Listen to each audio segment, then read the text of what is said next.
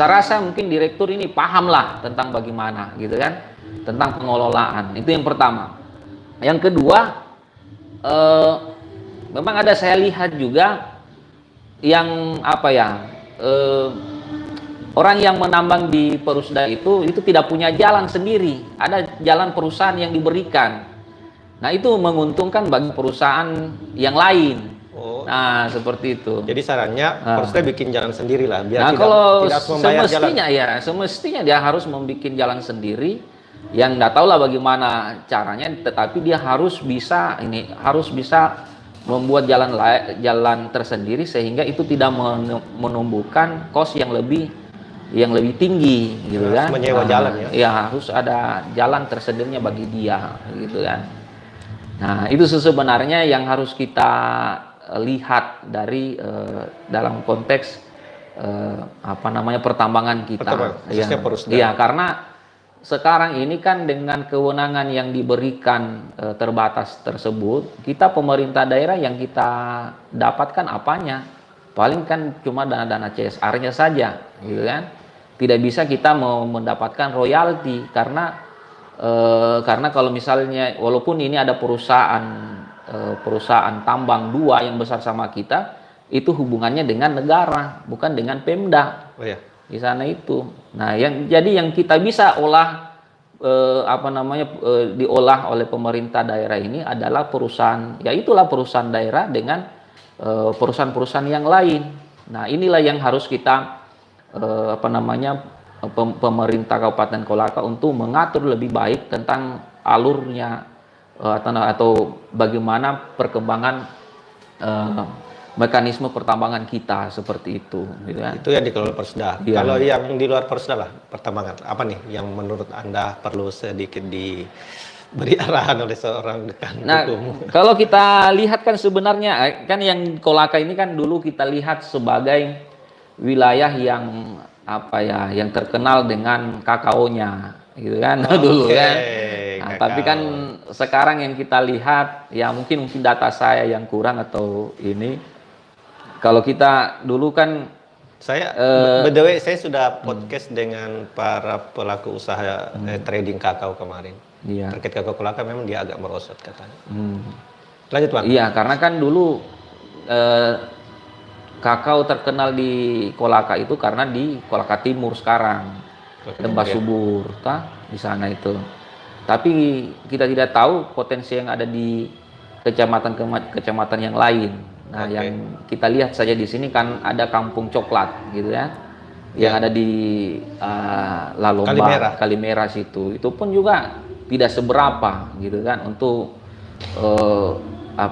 untuk pengembangan produksi yang lebih besar dari kakao tersebut, gitu kan. Tapi Kolaka masih ini loh ikonnya, kota kakao.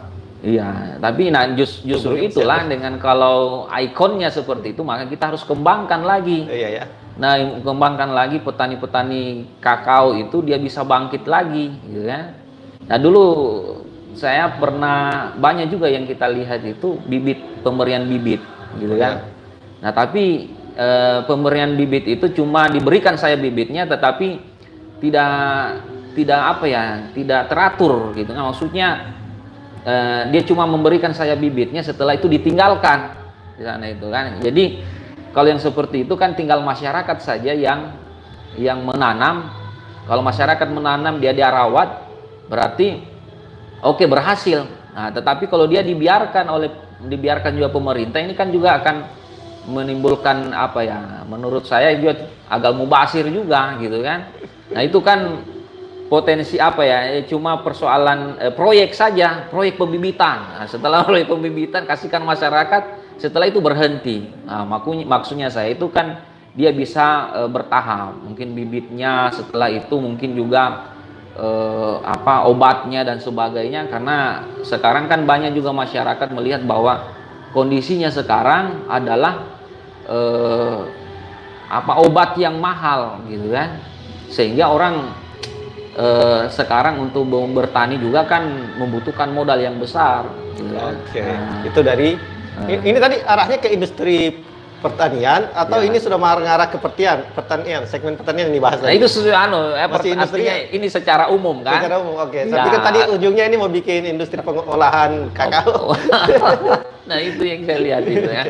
Oke. Nah, Apalagi nih, Bang, yang mau di ini? Ini kan pasti Anda waktu kemarin Hambur Maleho itu sudah ada konsep tersendiri kan? Ini Iya. kolaka mau diolah bagaimana? Iya. Tadi sudah masuk di segmen apa? tadi? Pendidikan. Pertama, kesehatan Ya, tadi, kesehatan, pendidikan, pendidikan. masuk di industri, Industri. menyerempet ke pertanian. Pertanian. Apalagi nih, Bang?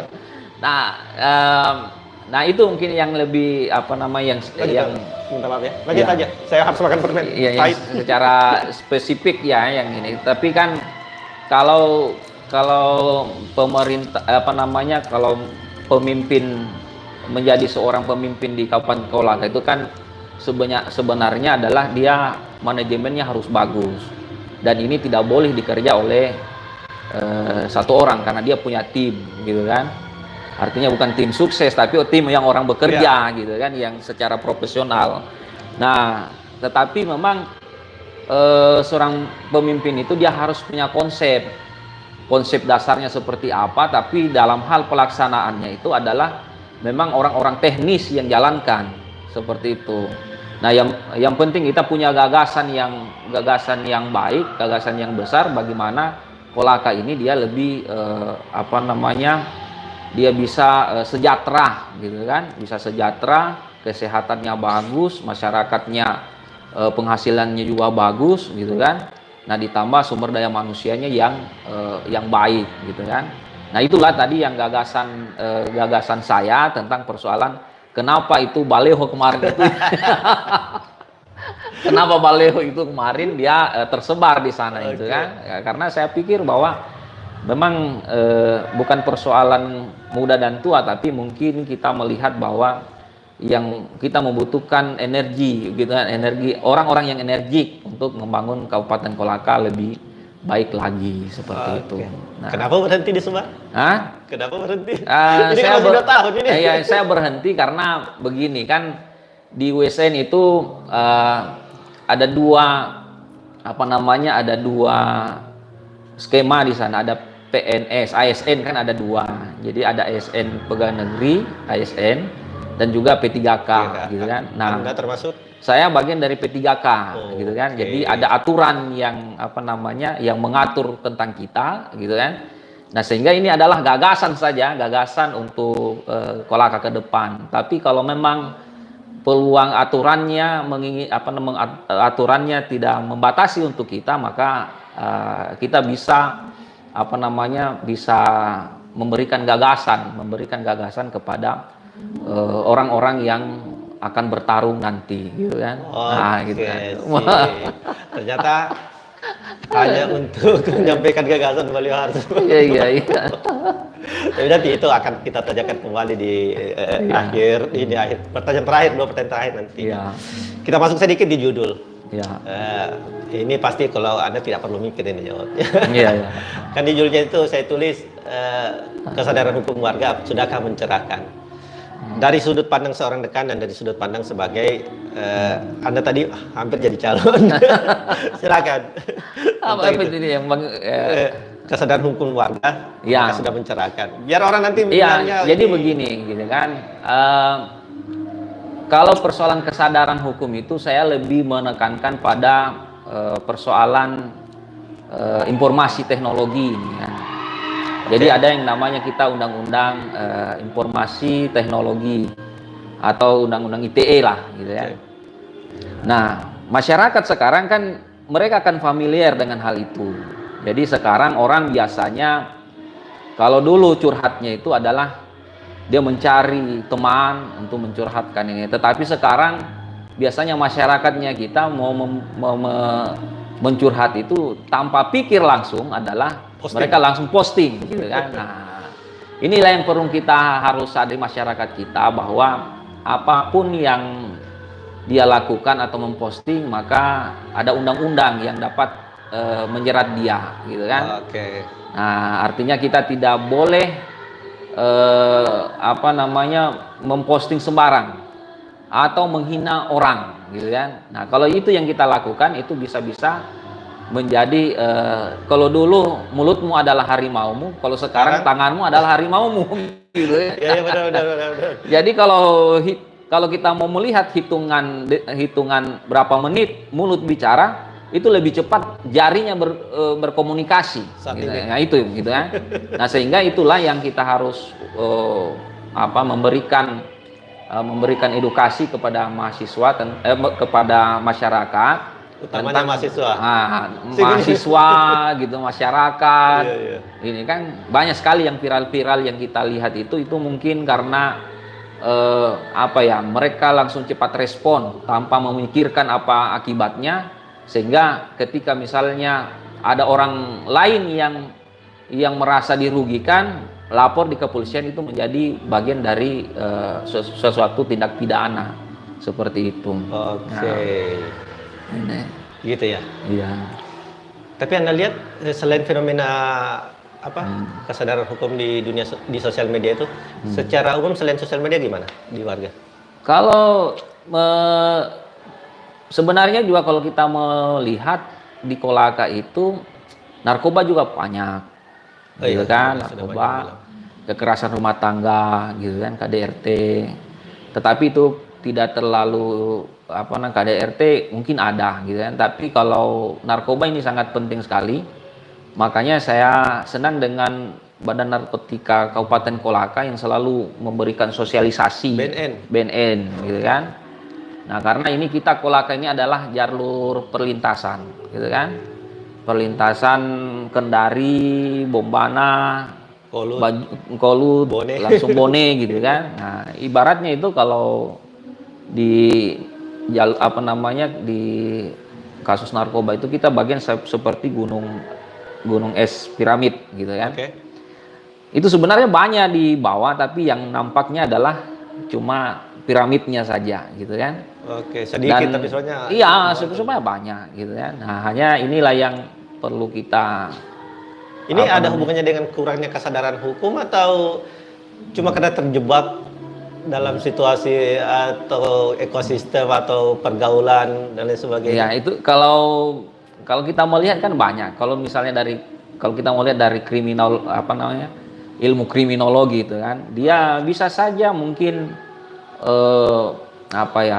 karena persoalan ekonomi gitu kan, sehingga mungkin mau menghilangkan stres itu dengan cara yang tidak, ya dengan yang seperti itu gitu kan. Nah, itu yang pertama. Yang kedua juga biasanya kalau diinformasikan kepada siswa-siswa itu, kalau kita penyuluhan dan sebagainya, nah itu biasanya orang mencoba-coba gitu kan, mencoba akhirnya ketagihan. Setelah itu ya kalau tidak ada uang ya harus bagaimana, tindak kriminal lagi, pencurian dan sebagainya ya. Diket tuh istilah sosial diket tuh kalau sudah ketagihan begitu. Nah, artinya kalau menurut saya bahwa ya sebenarnya masih ada jalan untuk menghilangkan stresnya kita dalam mungkin beraktivitas dan ibu rumah tangga dan sebagainya. Ya mungkin banyak tempat penyaluran, tapi janganlah dengan mencoba hal-hal yang sifatnya ya memang pada saat itu dia bagus, tapi itu adalah memang negara kita melarang hal tersebut, menggunakan narkotika, psikotropika dan sebagainya seperti itu. Oke, Pak Dekan, 2 pertanyaan terakhir. Siap. Satu terkait dengan Fakultas Hukum, terakhirnya itu terkait dengan Baleho tadi. Iya. Aduh. Yang pertama tentang ini Fakultas Hukum. Fakultas Hukum saya awam ya tentang manajemen kampus dan fakultas. Fakultas itu punya ini ya, semacam kegiatan melakukan riset terkait dengan penjurusannya di Kolaka atau di mana. Dan kalau memang ada apa saja sih sudah dilakukan risetnya. Jadi begini, memang sebenarnya semestinya itu ya, jadi universitas itu kan ada namanya lembaga penelitiannya dan pengabdian masyarakat, tapi itu di tingkat universitas. Iya. Pernah saya LP tempatnya Toride kan skripsi kalau selesai. Ya LPPM dulu namanya gitu. Kan. Sudah gitu? Ya itu. Oh, sekarang apa? Saya lupa panjang namanya, tapi kalau dulu karena saya dulu di LPPM LPPM Lembaga Penelitian dan Pengabdian masyarakat. Ada kaitannya dengan riset-riset itu? Nah, ada kaitannya dengan riset-riset. Nah, hanya memang kendalanya kita itu adalah persoalan pembiayaan internal di dalam kampus yang masih kurang memberikan dana untuk penelitian. Ada gitu Nah, juga ya. hanya kita di USN itu kita tidak mau begitu tidak ada anggaran kita langsung tidak melakukan beraktivitas atau mungkin tidak inovasinya. Betul. Jadi sebenarnya di USN itu dosen-dosennya, karena dulu Pak Rektor yang lama itu kan banyak merekrut dosen-dosen baru. Hampir 100 orang lah gitu kan. Jadi kita potensi di USN itu sudah bagus dan dosen-dosennya mudah dan mereka juga kreatif dan sebagainya. Nah, untuk mengakalinya itu jadi pemerintah pusat itu biasanya mereka dia ada proposal. Jadi dosen-dosen ini mengirim ke pusat untuk mendapatkan bantuan penelitian dan alhamdulillah banyak. Kemarin saya ke pusat jadi APBN ya? Iya, dia APBN Kementerian Pendidikan Kebudayaan. Nah, itu kemarin saya menghadiri acara seremoni di Fakultas Pertanian Perikanan. Itu ada sekitar 100 juta anggaran mahasiswa dan dosen yang dapatkan penelitian di universitas gitu kan. Jadi sebenarnya saya melihat ada tapi biasa juga ada dosen yang pribadi melakukan penelitian pakai uang pribadi ya? Uang pribadi untuk melakukan penelitian riset gitu kan, penelitian. Dan juga tadi bisa tuh ke daerah pusat, kementerian, ke pemerintah daerah pernah? Sepengetahuan Anda? Sepengetahuan saya kayaknya saya tadi ketemu dengan Litbang. Kebetulan kita tadi lagi berdialog dengan Kementerian Pendidikan Hukum dan Kementerian Hukum dan HAM gitu kan, tentang hak cipta gitu kan. Kebetulan ada juga litbangnya pemerintah Kabupaten Kolaka gitu kan.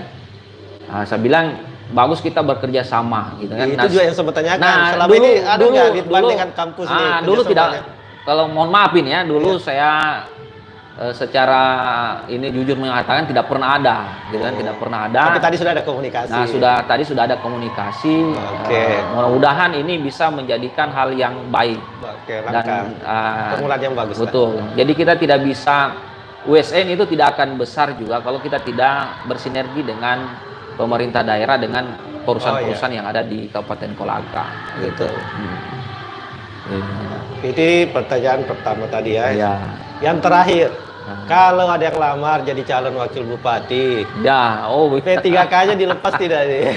Aduh, itu ya. Jadi karena saya kan sudah niat juga untuk melanjutkan pendidikan, gitu kan? Melanjutkan pendidikan, gitu ya. S3 seperti itu.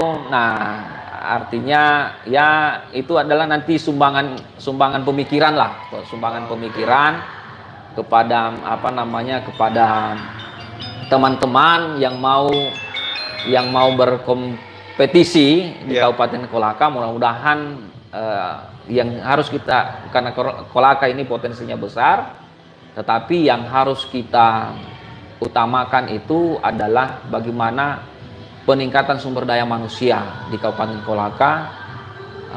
Walaupun mungkin tadi ada 3, tetapi karena kita ini sebenarnya adalah membangun peradaban. Membangun peradaban itu tidak mungkin lewat infrastruktur, gitu kan. Infrastruktur itu mungkin boleh, tetapi melanjutkan peradaban itu yang harus kita asah adalah kemampuan sumber daya manusia dari generasi-generasi yang ada di Kabupaten Kolaka.